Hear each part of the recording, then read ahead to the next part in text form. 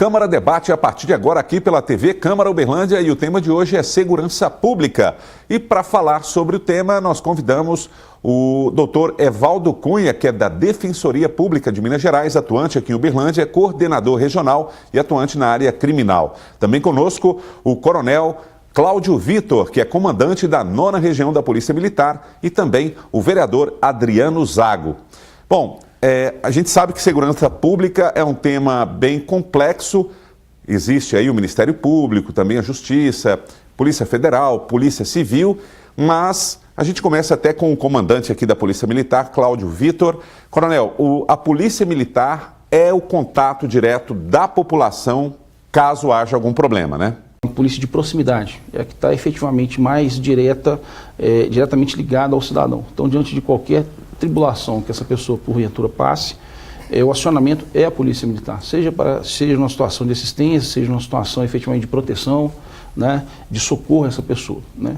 E a gente tem tido aí um resultado muito positivo na segurança aqui na região, lembrando que a 9ª Região, ela é composta por 18 cidades, né? Então nós pegamos aqui, nós temos um batalhão em Araguari, um batalhão em Ituiutaba, e aqui em Uberlândia 3 batalhões, sendo um batalhão de policiamento especializado, também um batalhão de policiamento de meio ambiente e trânsito, né? E os 2 batalhões de área, que é o 17 e o 32º batalhão. A segurança pública como um todo realmente é algo extremamente complexo. E faz parte de uma corrente, né? Ou seja, a Polícia Militar ela não trabalha sozinha nesse cenário. Nós temos aí também a questão da polícia de investigação, que é a Polícia Civil, que é a polícia tipicamente de repressão, ela atua depois que o crime acontece.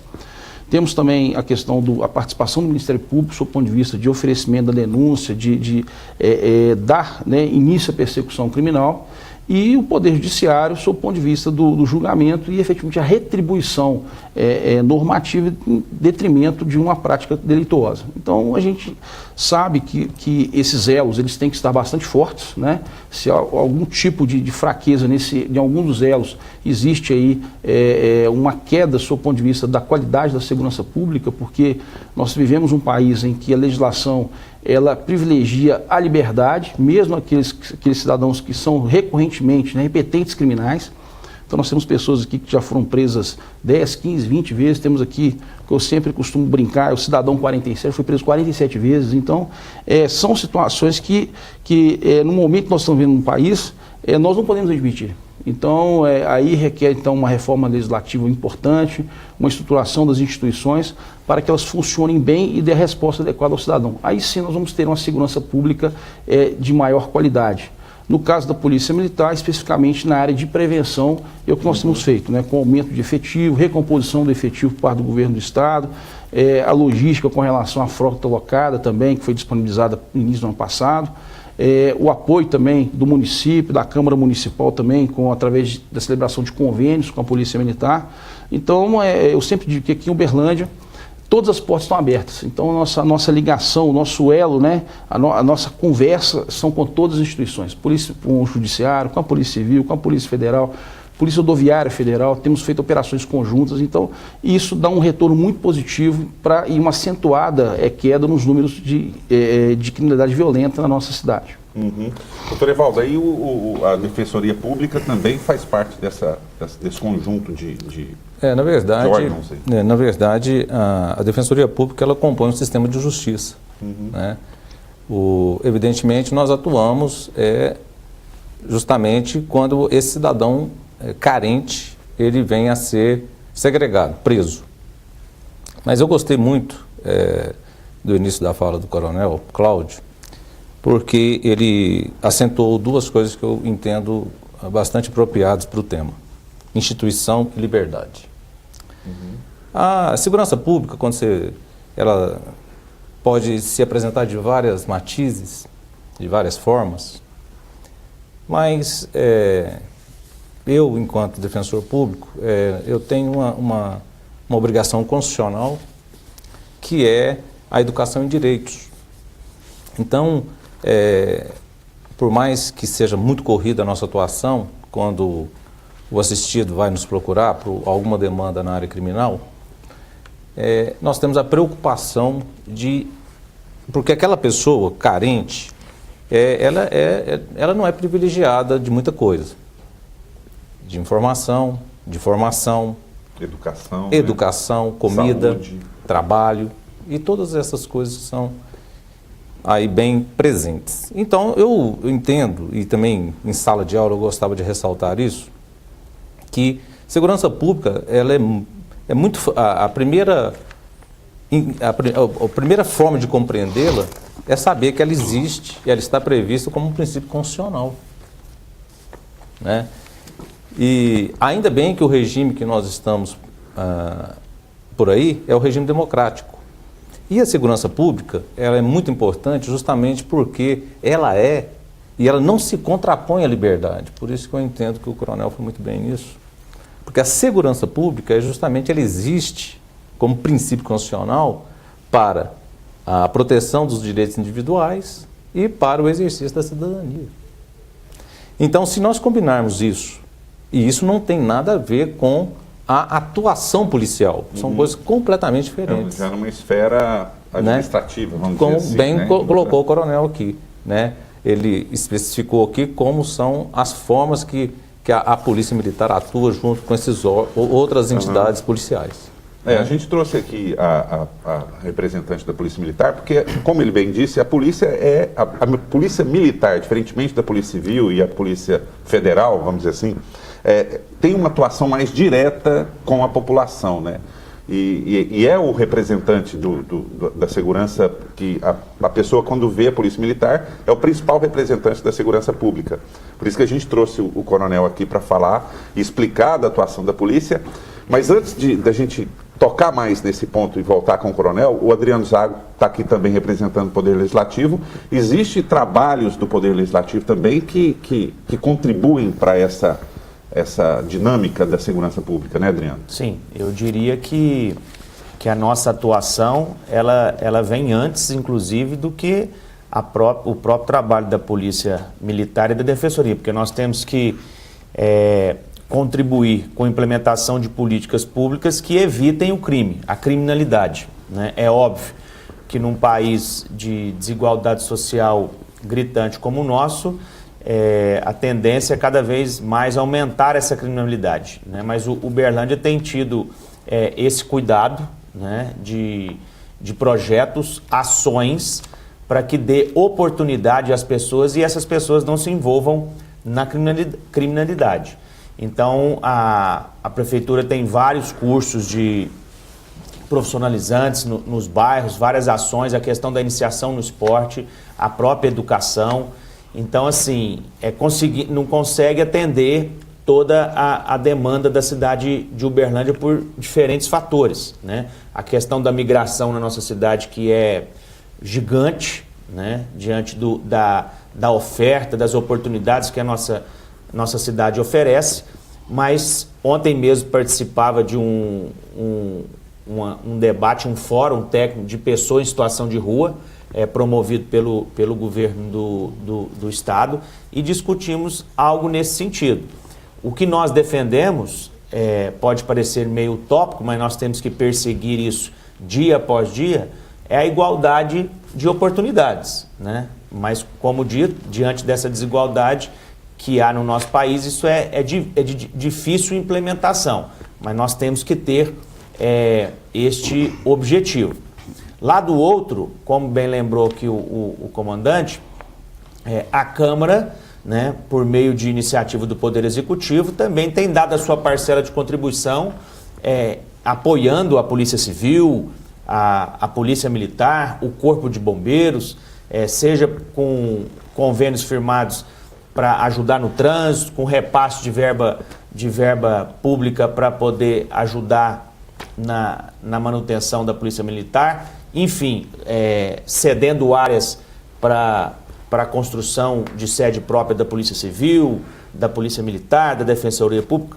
Então, assim, é um conjunto de ações que trabalha assim, em rede, né, de todos os órgãos, com esse objetivo comum de servir a sociedade, de garantir a segurança da sociedade, né, a preservação dos seus direitos. Bom, coronel, o Adriano disse aí, a gente está num momento delicado, o país está, vamos dizer, fervendo, né? Para não dizer pegando fogo. Em ebulição, né? Tá um momento muito delicado, muitas manifestações em todos os lugares do país, enfim. A gente vê o Rio de Janeiro com intervenção militar, enfim. E a Polícia Militar é o órgão que trabalha diretamente com a população.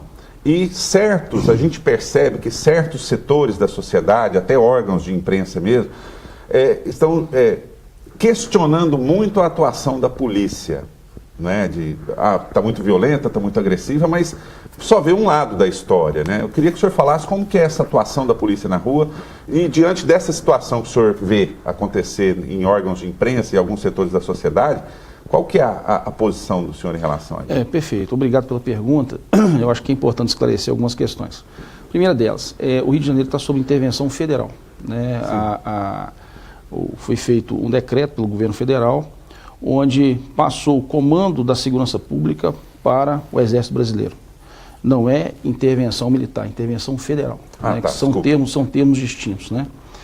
A Polícia Militar, como o próprio Exército Brasileiro, são instituições de garantia da democracia. Fique claro isso.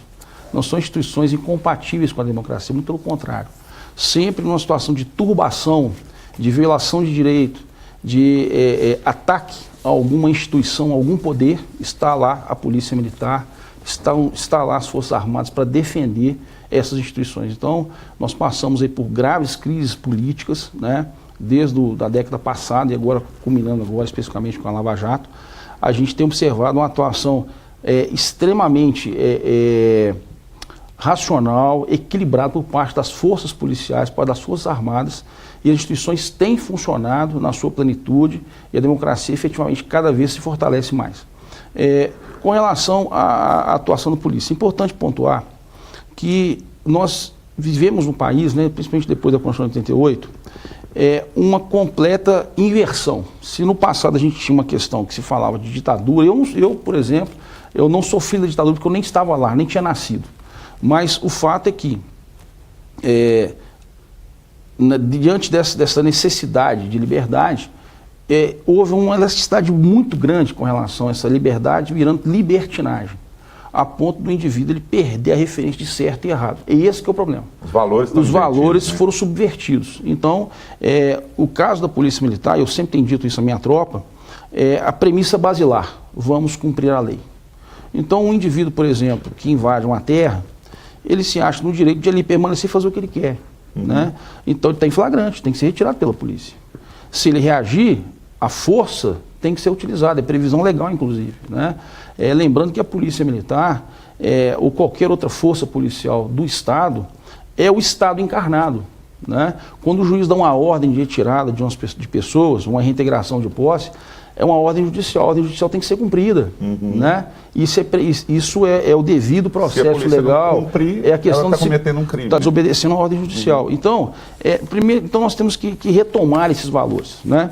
Quando você vai, por exemplo, para algumas manifestações, algumas ocupações do espaço público de forma desordenada, exemplo, em bares, fechando rua, fechando via, fechando porta, né, garagem de cidadãos ali, que pagam tributo, que têm direito ao seu sossego, está na sua casa. Então, a ação da polícia, ela nada mais é do que uma ação de retribuição, ou melhor, de resgate, né, daquele ambiente que está desordenado. A gente observa em todos os países ordeiros do mundo, os países do primeiro mundo, que a premissa basilar, cumprimento da lei. Você pode, França, Japão, Estados Unidos, Inglaterra, qualquer lugar que você for, que você tem como país como referência de ordem, a premissa basilar, cumpre-se a lei. Né? A autoridade que ali está ali para garantir o cumprimento da ordem, o cumprimento da lei. Polícia, são enaltecidos. Então, nós vivemos um momento em que, em alguns órgãos de imprensa, não todos, mas algumas pessoas desinformadas, ou talvez que queiram o caos, passam, de certa forma, a endeusar o marginal, o bandido. Isso não pode acontecer. Né? Nós já temos policiais mortos na ordem de 36 policiais. E a população se mobiliza para isso. Né? Minas Gerais, por exemplo, e o Rio de Janeiro não é uma pauta nossa, Minas Gerais é o único, talvez um dos únicos estados da Federação Brasileira, que nos 2 últimos anos vem baixando os indicadores de criminalidade. Ano passado foram 14% em relação a 2016 e este ano 30% em relação a 2017. 2 anos. nós estamos baixando os índices em cima de baixa de índice, né? Por que isso está acontecendo? Primeiro, o investimento efetivo na polícia com recomposição de efetivo, frota terceirizada, apoio do Ministério Público, apoio do Poder Judiciário, apoio do Poder Legislativo. Então, isso é muito importante, né? O próprio reconhecimento da sociedade, a informação disso, denúncia. Então, nós temos ações efetivas para que a segurança ela não só seja de qualidade, mas que ela apresente indicadores factíveis, que é a redução de forma efetiva, né? Nós tínhamos aqui em Uberlândia um lançamento em torno de 170 viaturas, nós lançamos hoje 230, num ambiente em 24 horas, quer dizer, nós aumentamos em 1/3 a nossa capacidade operacional. Então isso é uma questão de gestão, uma questão de proximidade e aumento da população.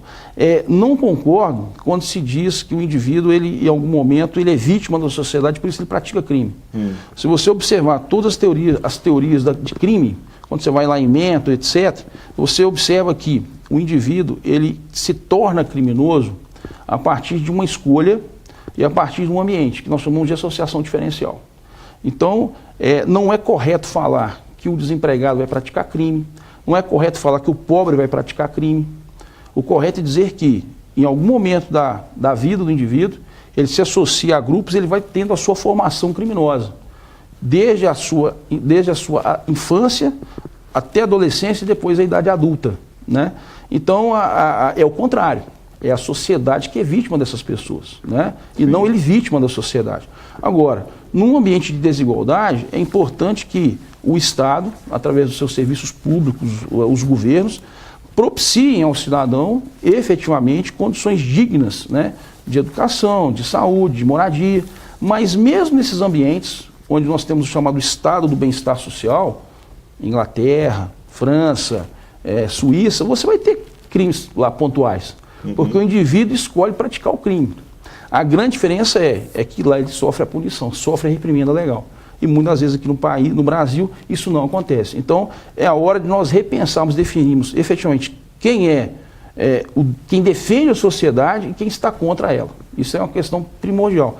E efetivamente definir as questões sobre certo e errado. Eu acho que esses valores eles têm que ser colocados à mesa e a gente tem que começar a trabalhar isso como um princípio, não só sob o ponto de vista jurídico, mas sob o ponto de vista do indivíduo que faz parte de uma sociedade. Você quer complementar alguma? Na verdade, eu concordo em parte com o coronel e eu compreendo que o conceito de criminoso ele ficou muito tempo restrito a uma determinada categoria de pessoas, né? É uma coisa histórica, qualquer dissertação sobre o tema vai retratar, são sempre aquelas pessoas que têm, de forma notável, que praticam crimes e diretamente são perseguidos pelas forças públicas de segurança. Ainda bem que hoje esse conceito de criminoso ele se estendeu. Hoje, depois aí de um déficit de quase 600 anos, hoje está se prendendo aí uma parte da chamada elite, né? Que hoje a justiça consegue chegar até essas pessoas, né? Coisa que não acontecia, né, antes, né? Coisa que acontece tem pouco tempo, né? Uma Na verdade, são positiva hoje, por exemplo, o Brasil é o terceiro país que tem a maior população carcerária do mundo. Então, dizer que não se prende muito, talvez não se prenda bem, né? E mesmo que se busque alternativas para o esvaziamento desses depósitos aí de pessoas, que eles chamam de presídio, institui-se algumas coisas que são, do ponto de vista visto como direito em toda a parte do mundo, né, que foi instituída agora as audiências de custódia. No Brasil, aqui em Minas Gerais, foi em maio de 2016, né, e que a gente tenta fazer com que essa população não cresça muito, né, porque gera outras dificuldades para o sistema, né. E nós, que somos agentes do Estado, nós temos, nossa principal bandeira chama-se, no meu singelo ponto de vista, chama-se Constituição Federal. É a base. A base, sustentação na verdade, é o alicerce para quem tem uma atividade estatal. Né? Nós não podemos jamais, as convicções pessoais nós temos que tê-las, né? Mas acima de qualquer coisa é a defesa das instituições, né? Então é por isso que eu sempre me refiro à educação em direitos, porque eu preciso mostrar para aquele cidadão, mesmo que não chegue lá para ele, emprego, comida, educação e outras coisas. E tudo mais que ainda o país é bastante deficitário. Eu preciso mostrar para ele que sem a polícia seria pior. Sem o sistema de justiça seria pior. Talvez o vereador saiba e se lembre, quando eu vou à tribuna lá, eu falo, não, população, nós temos que vir aqui na Câmara, nós temos que prestigiar o Poder Legislativo. É ele que é a nossa porta-voz. É ele que nos representa. Né? Então, mecanismos muito estranhos à ordem constitucional, e engraçado, e esses mecanismos, que a palavra está bastante em moda, né? Por conta da série lá, Padilha. Então, esse mecanismo, de uma certa forma, de querer fazer com que as instituições não sejam reconhecidas, isso é muito perigoso para quem se propõe uma democracia. Então, no meu ponto de ver, se nós, como agentes de Estado, nós temos que defender as instituições, todas elas. Todas elas. Porque, além de ser um ditame constitucional, nós nos propomos a um regime democrático. Né? Então, como é impossível viver sem polícia, sem o sistema de justiça, sem as representações legislativas, imagino que quanto mais a população entender que esse é o caminho, eu acho que, e penso, que nós vamos melhorar muito, justamente porque a nossa democracia ainda é muito recente. Né? Eu fico com muito receio das ditaduras, mas não a ditadura que passamos até 1985, eu já era nascido, eu nasci em 64. Então, eu entendo que o prestígio às instituições é que vai fazer o diferencial para termos dignidade e cidadania. E é justamente isso que alguns setores querem inverter, não é? No meu ponto de vista, sim. No meu modo de ver, sim. É por isso que eu sinto que a cada dia que se fala que o coronel sabe, ele tem um perfil operacional, mas nós não conseguimos, a polícia não vai conseguir, só ela, resolver problema social. Nós precisamos, o senhor disse no começo da sua fala, que a segurança pública é uma coisa complexa. Ela é complexa porque ela não se resolve sozinho. Aliás, nada pode se resolver sozinho. É por isso que a gente forma parcerias. Essa coisa interdisciplinar é que talvez nos conduza a fazer o que é o nosso papel estatal. Nós que temos compromisso público. Então, a minha visão é nesse sentido. Adriano, por favor. Posso? Claro, deve. Apimentou aqui, né? Vamos... quando a gente fala de desigualdades, de injustiças, o que eu quis dizer no início, nós brasileiros, e eu acredito que os colegas aqui vão concordar com o que eu vou dizer, nós temos o costume, né, de tratar os problemas por suas causas, né? Lá na ponta do problema, e não os seus efeitos, a origem do que está aqui. Né? Se nós pegarmos hoje o nosso sistema carcerário, nós podemos falar sem receio de errar que 80% das pessoas que ali estão presas deram origem na criminalidade por envolvimento com drogas. Né? Aí, se você for buscar como que se deu o envolvimento com as drogas, né, na maioria dos casos, é aquele jovem, aquele adolescente que não tem um referencial dentro da sua casa, são problemas familiares, a estrutura que eu diria principal da sociedade, que é a família.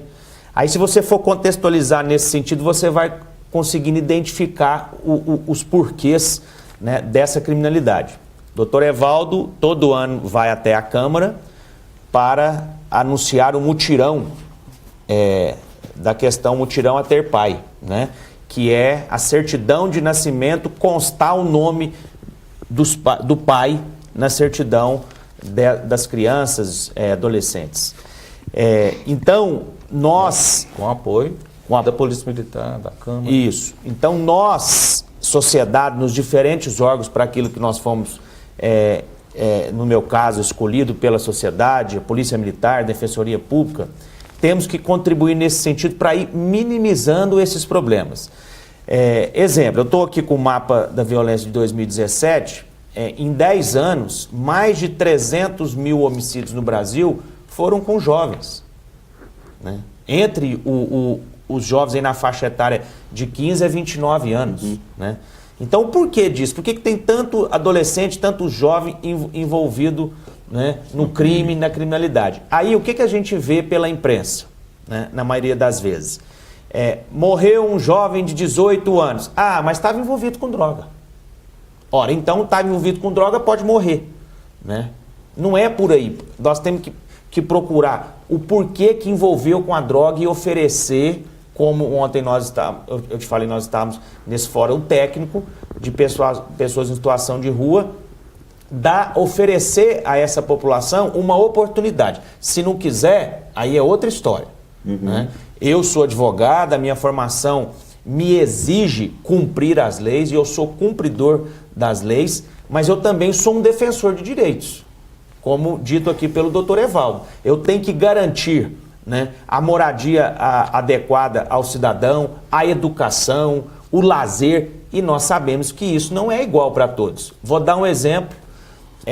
Na nossa cidade, o discurso social da habitação Monte Hebron, Pequis, ótimo, todos os brasileiros sonham em ter a sua casa própria, mas não adianta conceder uma casa a um preço subsidiado para uma família se você não garante a infraestrutura, a prestação dos serviços públicos.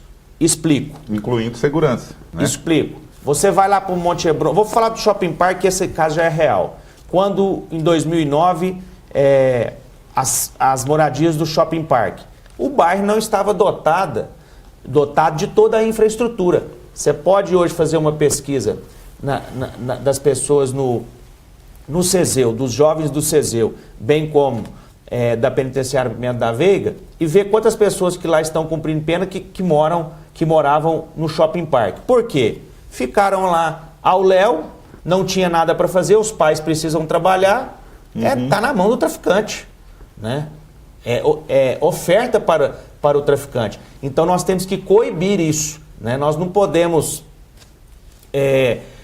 achar que a pessoa é uma escolha, concordo com o comandante, mas nós temos que dar a oportunidade de outras escolhas para eles também, né? Então, nós fizemos uma defesa essa semana, conseguimos resolver o problema. Foram construídas 2 escolas, uma no Monte Hebron e uma no Pequis. Não cabe todo mundo. Não cabe todo mundo, certo?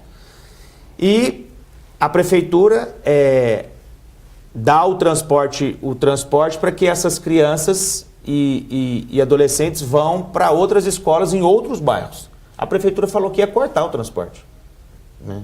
Ou seja, crianças iam ficar sem estudar, porque eles não têm condição de pagar um ônibus para ir para outros bairros. O que nós fizemos? Fomos lá, conversamos com a Secretaria de Educação, falou, até que o bairro consiga atender toda essa demanda de alunos, vocês têm que garantir o transporte, né? No mínimo, né? A prefeitura se comprometeu e está garantido o transporte. É uma maneira, ou seja, é menos risco. As crianças estão na escola. Né?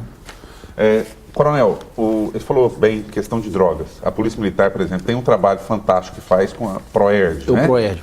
É um programa que... Um programa de prevenção e resistência às drogas. É um programa da Polícia Militar já de alguns anos, né? É importante salientar que a Polícia Militar de Minas Gerais, ela tem dentro do seu portfólio de serviços, né, não só o PROERD, mas também você tem lá o PROGÉ, que é a questão da gestão ambiental, você tem atividade das bandas de música, você tem atividades esportivas.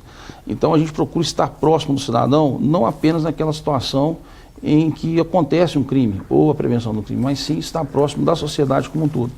E a gente tem procurado fazer isso. Uma coisa que acontece de uma forma muito positiva aqui na cidade de Uberlândia, todo dia nós temos reuniões comunitárias, a chamada rede de vizinhos protegidos, rede de comerciantes. Então a gente está próximo, né, do cidadão, a gente marca a reunião, verifica quais são ali os pontos sensíveis que devem ser observados para fim de melhorar a segurança naquela rua, naquele bairro. O próprio disco de denúncia. Então, quer dizer, você trabalha em rede, dando efetivamente credibilidade à ação de polícia para aquele cidadão, porque o cidadão só procura a polícia quando confia nessa polícia, né?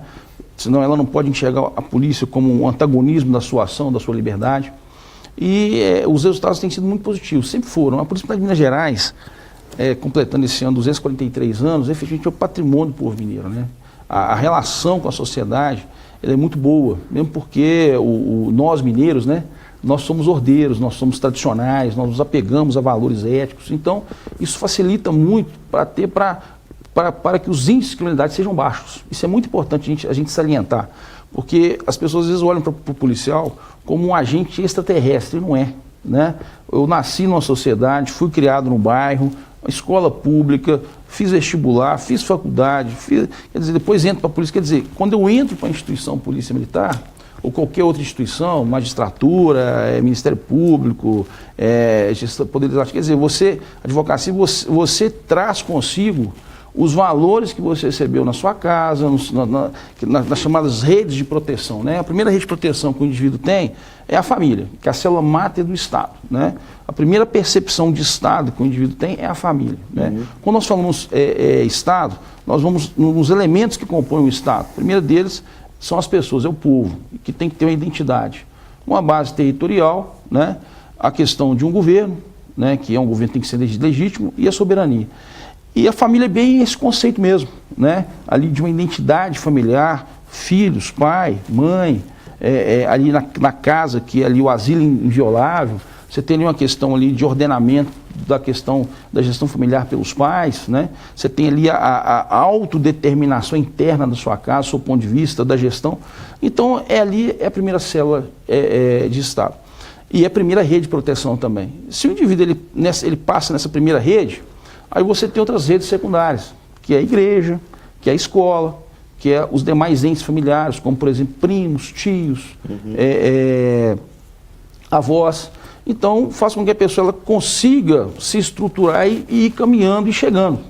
E, por último, entra ali como rede de proteção o Estado, que é a chamada ação social, né, o serviço social. Então, é aquelas pessoas que são moradores de rua, são aquelas pessoas que estão ali ao relento, né? Pessoas que têm, por exemplo, deficiência física, que estão abandonadas pela família, pessoas que têm problemas de natureza psiquiátrica. Então, o papel do Estado, ele deveria entrar somente nesses casos, né? O ideal seria que as pessoas fossem protegidas pelo sistema de rede, né? De proteção social. Infelizmente, isso não acontece, né?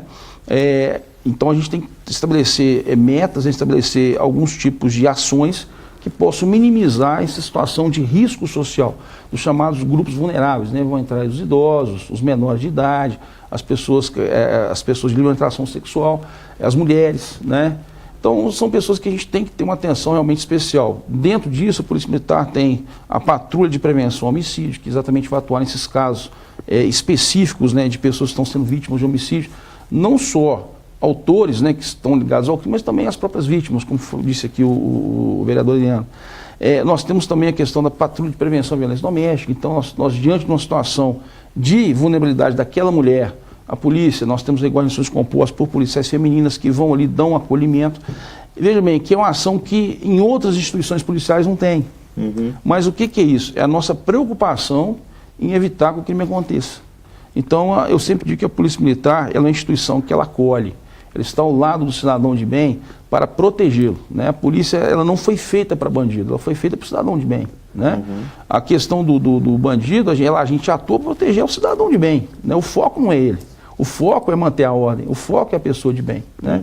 Então isso é uma questão, é a premissa basilar, né? Então a gente percebe que os resultados eles têm sido muito positivos, o apoio, né, é muito grande, né? A gente hoje fala a mesma língua, eu sempre digo que nós estamos com as portas todas abertas, então isso facilita muito o nosso diálogo. Agora, há casos em que nós temos que ter uma atuação mais efetiva. O exemplo que eu dei do cidadão 47, né? Então, essas pessoas que são presas continuamente, né, dificilmente essas pessoas vão parar de delinquir.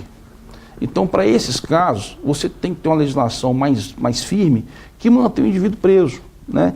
E lembrando que o Estado, em algum momento, você tem que ter uma estrutura pesada para fazer essa coerção.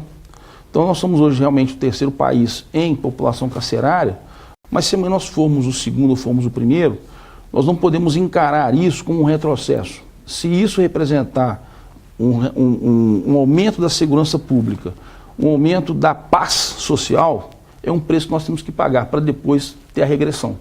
Em alguns países da Europa a gente tem visto presídios que têm se tornado hotéis, ou seja, instituições penais que em algum momento estiveram lotadas de pessoas, de criminosos que ali cumpriram pena, e que a população carcerária ela foi diminuindo, desativou, mas lá atrás tiveram que construir. É o que a gente está vivendo também com relação às escolas públicas, né? As escolas públicas hoje, existe uma redução de alunos, né? Se você for em áreas hoje que são esses ambientes aí, esses bairros, né, de moradia subsidiada, precisa. Mas se você for em bairros de classe média, a escola está vazia. Porque a gente tem alguns conceitos que a gente tem que, vamos dizer assim, revisitar. Exemplo, o cidadão melhora de um patamar social, o que ele sonha? Pagar plano de saúde, sai do serviço público de saúde. Ele melhora um pouco, não, eu quero um carro. Então ele sai do sistema de transporte público. Ele sai do transporte público. Ele melhora um pouco escola particular. E nós deveríamos ter uma visão diferente. Você vai, por exemplo, para a cadeia. Nós estamos discutindo bloqueador de celular. Mas peraí, o celular não tinha que entrar, ué. Não tinha nem que estar lá, ué. Não é nem opção, né? Como é que o celular entra, eu vou contratar bloqueador? Quer dizer, é uma lógica burra, na verdade é essa. Uma lógica burra. O celular não pode entrar.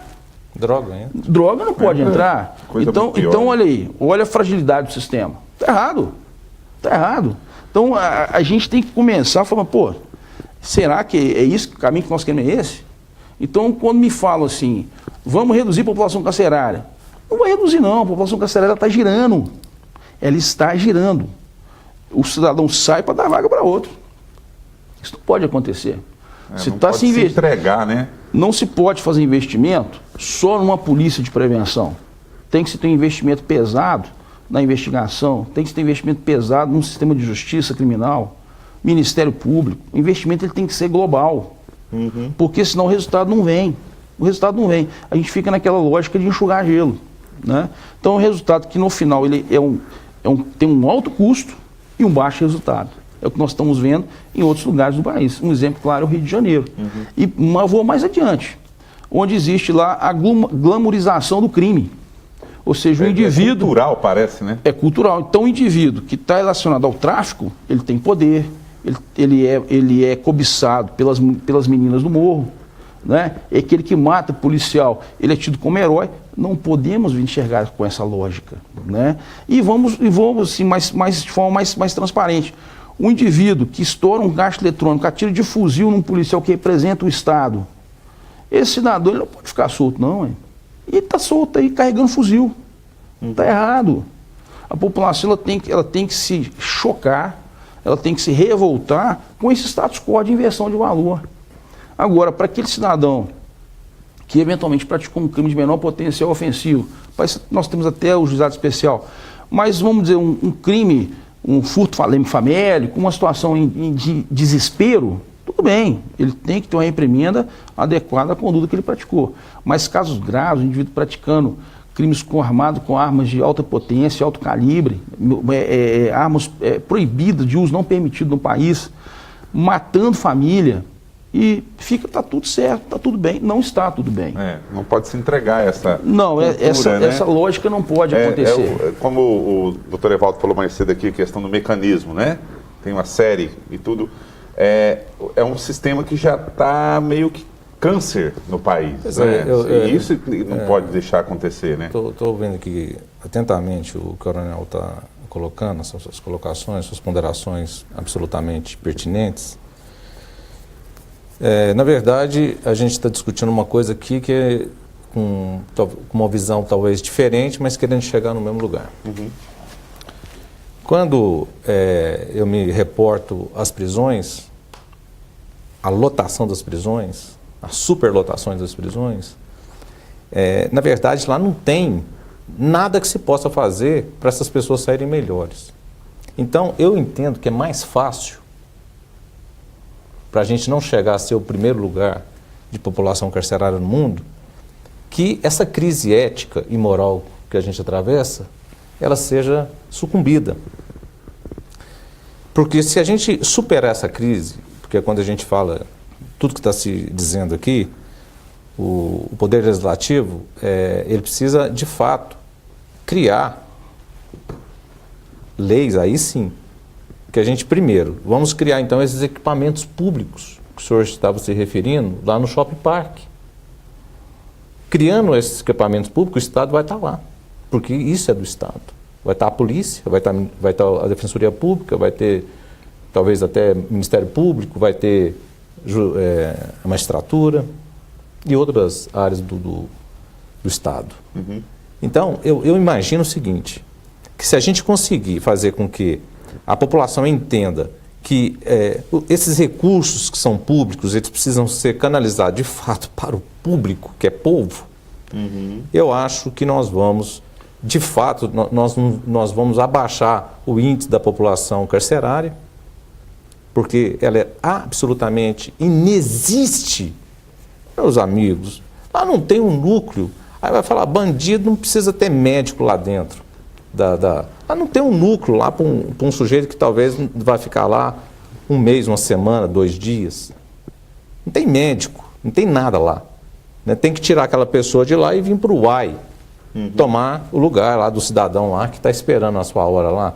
Então são questões assim que se de fato houvesse uma preocupação e vontade política para que esses equipamentos públicos de acesso à população de fato funcionasse, o nosso trabalho aqui, porque o trabalho da polícia é muito penoso, o nosso também é muito penoso. uhum. Então, é complicado para nós isso.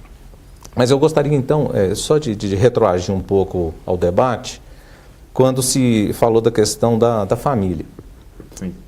Talvez nós aqui já passamos por alguma oportunidade de sermos homenageados. Não é verdade? E quando a gente é homenageado, que a gente vai lá falar, quando a gente vai falar da família, o que acontece conosco? Nós nos emocionamos.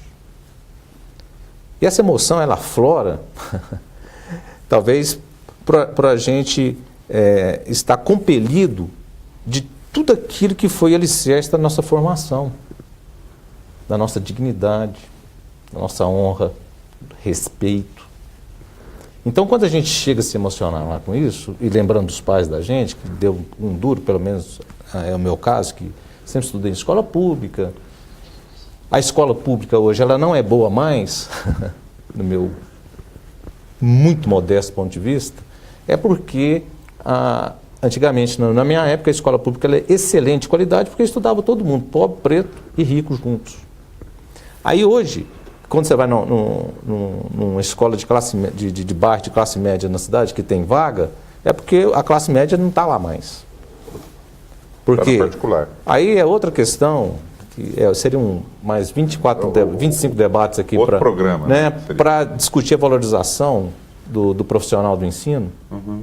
Tudo essas questões. Então, hoje, a dificuldade para um pai de família de classe média é tentar, de forma desesperada, subir o degrau da pirâmide, né? E com isso acontece tudo. A família ela é quase deixada em segundo plano, porque essa pessoa precisa, ela está focada no crescimento dela, entendeu? Então são várias vários problemas estruturais que nós precisamos resolvê-los, né? E eu imagino, então, que o Estado, e o coronel foi muito feliz no que ele disse, é a última coisa que devia chegar lá para nós tomarmos a frente de resolver essas questões sociais. Mas o Estado, ele precisa estar garantido por pessoas que estão exercendo uma função estatal, que isso é mais importante ainda, né, de saber que aquilo que ele está fazendo é para o público, né? É simplesmente isso. Nós trabalhamos para as pessoas. A polícia garante o quê? O Conselho Nacional do Ministério Público fez uma pesquisa e ele pôs lá, listou lá, né, quais são as instituições que têm mais respaldo da população. Defensoria Pública, Ministério Público e Polícia Militar, na ordem. Então, o que acontece? Por quê? Porque, coronel, nós estamos próximos das pessoas.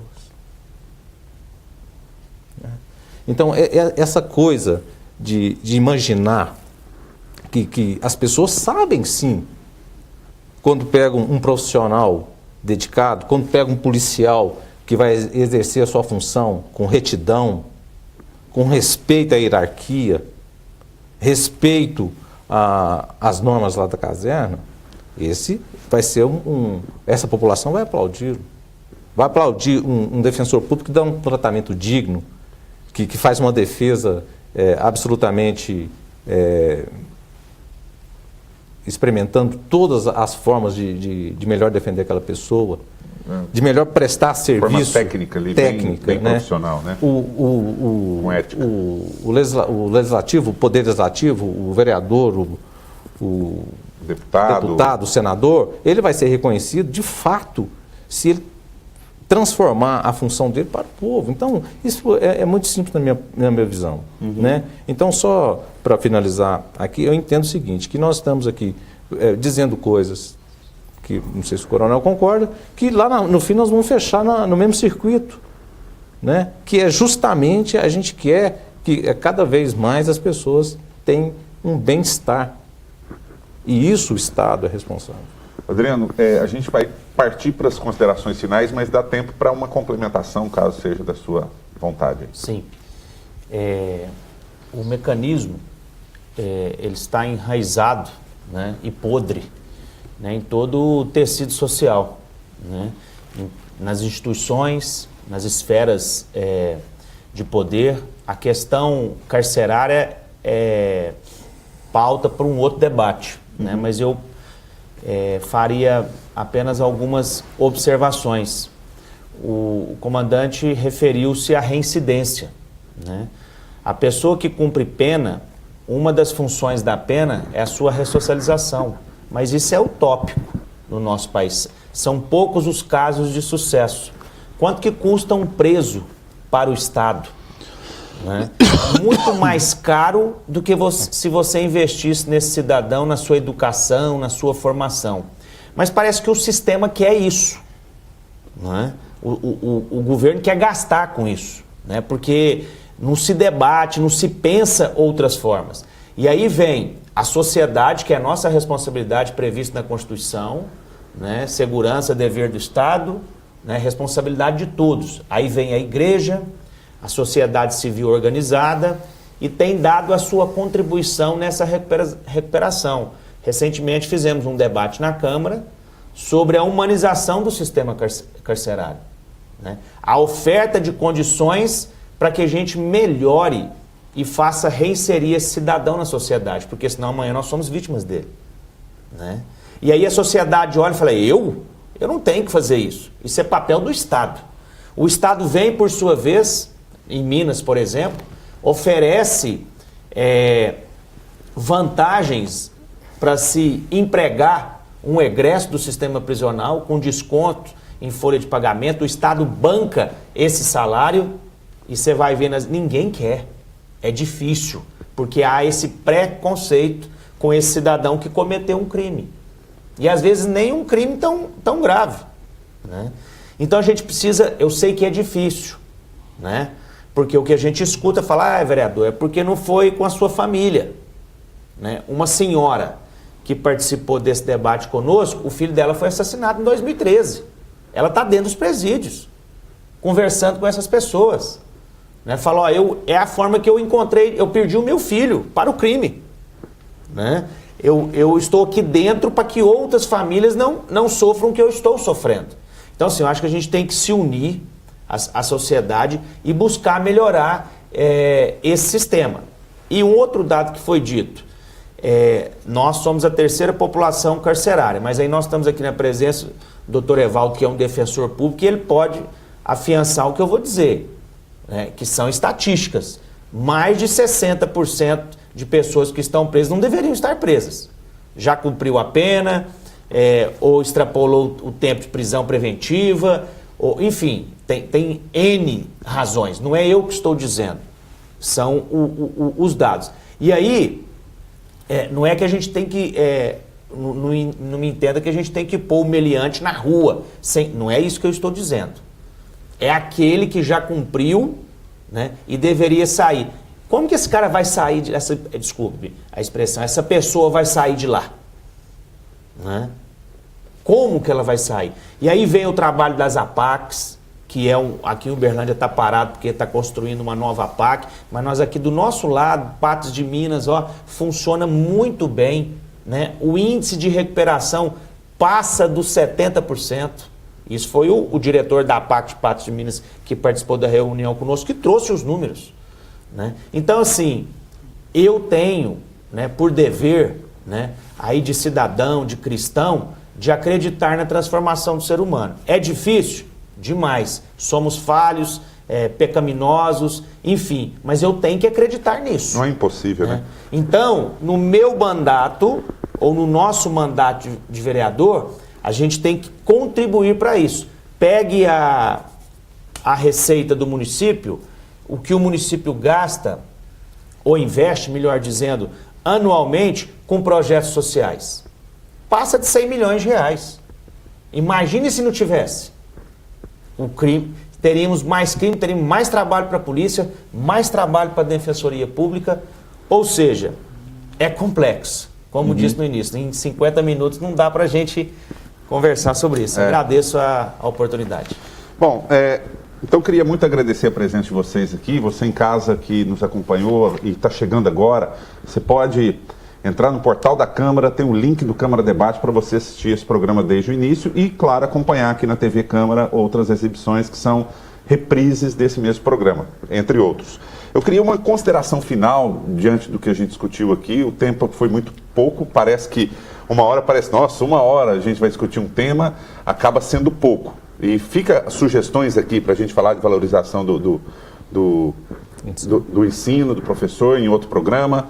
O Adriano falou muito bem ali, questão da situação carcerária, a gente trazer outras pessoas aqui para discutir. Eu vou acatar essas sugestões para a gente discutir posteriormente. Mas eu queria uma consideração final de cada um, né, um apelo, uma orientação para a população, vocês fiquem à vontade. A gente começa aqui pelo Dr. Evaldo e termina com o Adriano. Dr. Evaldo Cunha, que é da Defensoria Pública do Estado de Minas Gerais, atuante aqui em Uberlândia, é coordenador regional das demandas criminais, especificamente ele recebe muita demanda ali da Polícia Militar, né, doutor Evaldo? Queria muito agradecer a sua presença aqui. Muito obrigado.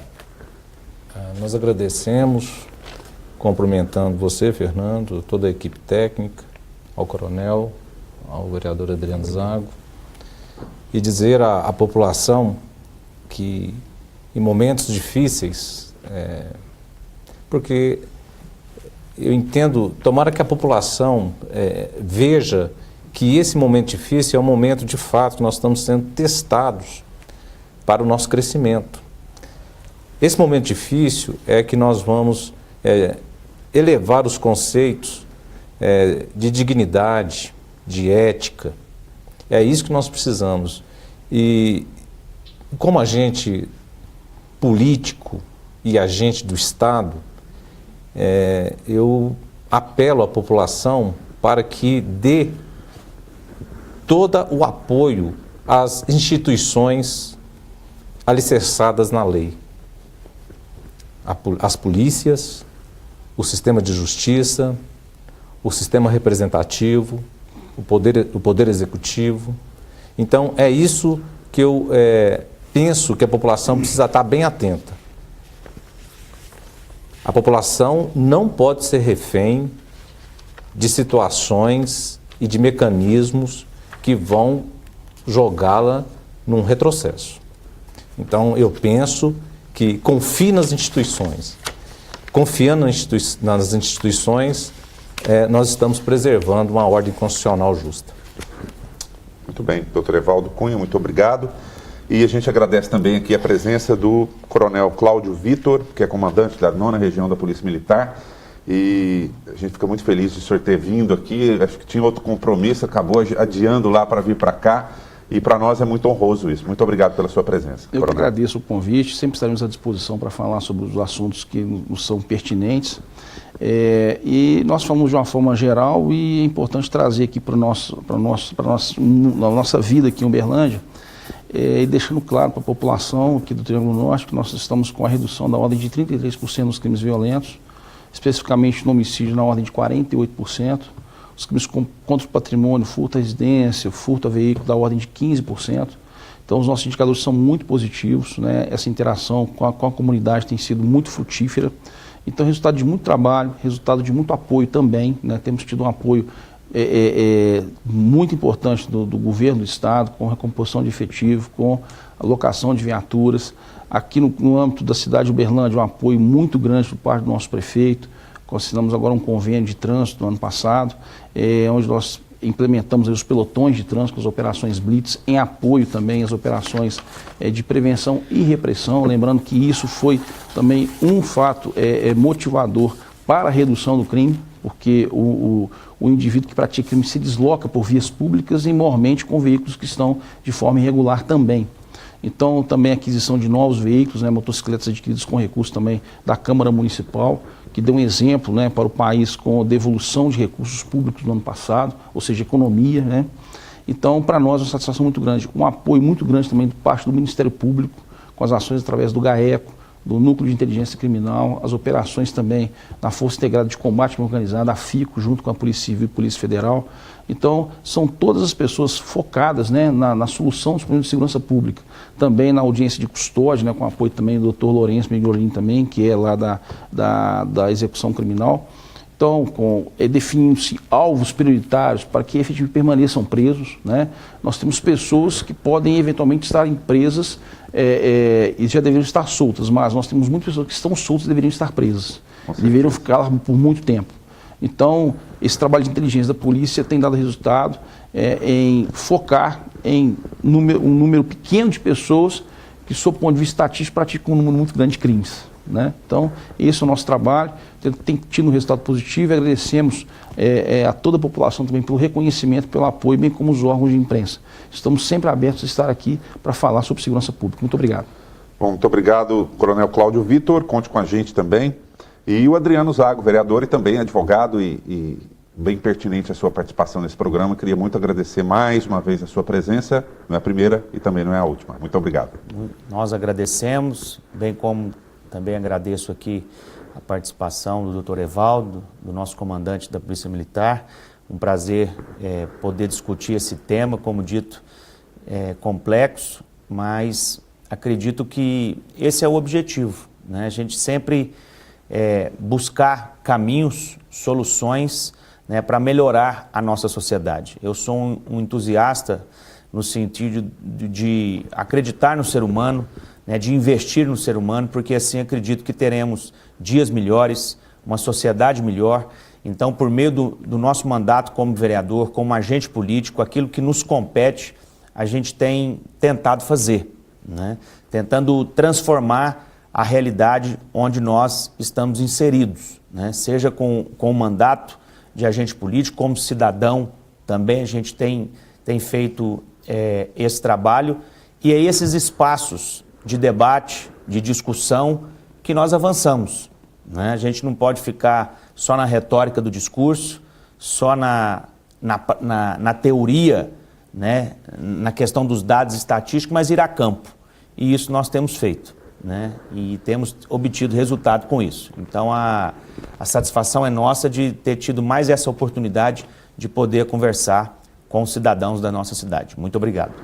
Bom, muito obrigado a vocês e a você em casa também, muito obrigado. Como eu já disse, você pode assistir esse programa desde o início lá no portal da Câmara, www.câmarauberlandia.mg.gov.br, tem um link do Câmara Debate e a gente se vê no próximo programa aqui da TV Câmara Uberlândia. Até lá.